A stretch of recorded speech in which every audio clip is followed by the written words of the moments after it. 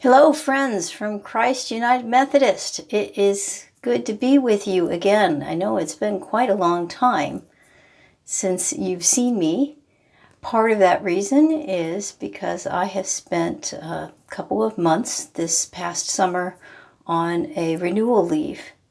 During that time, my husband Albert and I trailered our 26-foot, 40-year-old sailboat up to Anacortes, Washington, put it in the water there, and sailed around the San Juan Islands and the Southern Gulf Islands off the coast of Vancouver Island. We had a wonderful adventure, and today in my message I'll be sharing some reflections about that trip. Would you join me in prayer? May the words of my mouth and the meditation of our hearts be acceptable in your sight, Lord, for you are our strength and our salvation. Amen.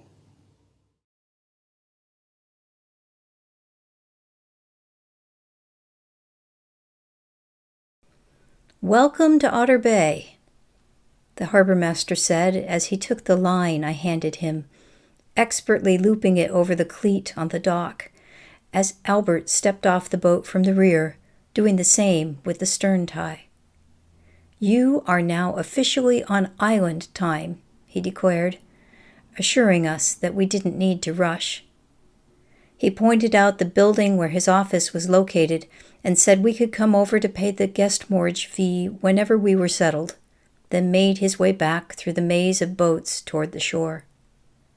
We were drenched with rain, cold and rather spent, and so were grateful for the warm and relaxed hospitality we received. A couple weeks later, when we returned to the same marina on a sunny afternoon, we were treated to the exact same spiel. Island time. On our trip, we quickly learned that this is a thing, not just an expression coined by the Otter Bay harbor master. It is the pulse of a way of life that is alert to the rhythms of nature, the tides, currents, wind, and weather. Tourists from cities on the mainland come to the islands to free themselves from the stresses of work, hurried schedules, and traffic congestion. And if they stay long enough, they too learn to pace themselves according to the movement of the water, clouds, wind, sun, and rain. The posted hours of operation for an island business seem at first to make no sense. Why would a grocery close at 3 or 4 p.m.? Some websites caution that a store might not be open at all if a given day is stormy, particularly in the winter. Subject to change, a sign might read. That is island time in a nutshell. In one marina shop during our trip, I found a book entitled Complicated Simplicity, Island Life in the Pacific Northwest by Joy Davis, a now retired museum director who grew up on one of the small islands north of where Albert and I ventured in June. A review on the cover by a professor of island studies at the University of Prince Edward Island read, "Capturing islandness is as elusive as catching a wave in a jar. But through her love of island places and her joy in island living, Joy Davis provides glimpses into how traits of islanders, ingenuity, living within limits, resilience, help us survive and thrive together on island Earth." I was particularly drawn to Davis's last chapter, The Perfect Islander, from which I'd like to read several gleaned paragraphs. This chapter reflects on research and personal interviews with many people who have eked out a fulfilling life for themselves on an island, some living off-grid in locales with no public ferry service and no electricity or running water until they dug their own wells, built homes, or later installed solar panels. One of our favorite overnights on the trip was Stewart Island, a Washington state park which still has no electricity on the public or private lands. Another was Wallis Island, which was purchased by David and Jean Conover in the 1940s, and whose story, published in 1968 by David Conover, of turning the place into a very rustic resort, once upon an island, is a favorite among boaters. We enjoyed poking around the few buildings still standing on what is now a British Columbia provincial park. So now, if you'll indulge me a bit, let me read from Complicated Simplicity. Islands and islanders come together in intriguing, rewarding, occasionally difficult relationship. And, as in any relationship, they have to meet one another's needs and put up with the idiosyncrasies to create a lasting bond. The key is a good match. Islands have much to offer in this partnership. The interplay of beaches, bluffs, forests, and meadows gives them special character. Hidden interiors are intriguing. Surrounding waters add appeal and create the separation that shapes a special lifestyle characterized by solitude, challenge, independence, learning. These special places offer connections with nature, opportunities for reflection, fluid concepts of time, and distance from the grids of mainland life. One islander Davis interviewed recognizes the reciprocity of a growing love for an island.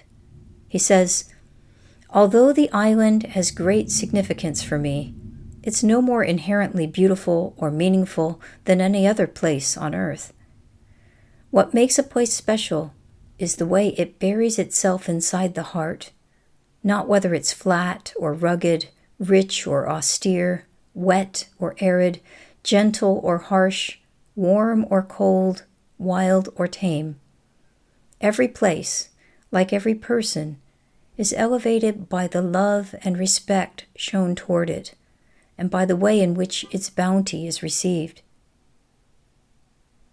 Seductive as it is, love of place is only a starting point for a good relationship. You also need a realistic sense of what is involved in living on an island, and a range of characteristics and abilities that ensure the reality becomes even better than the romantic vision."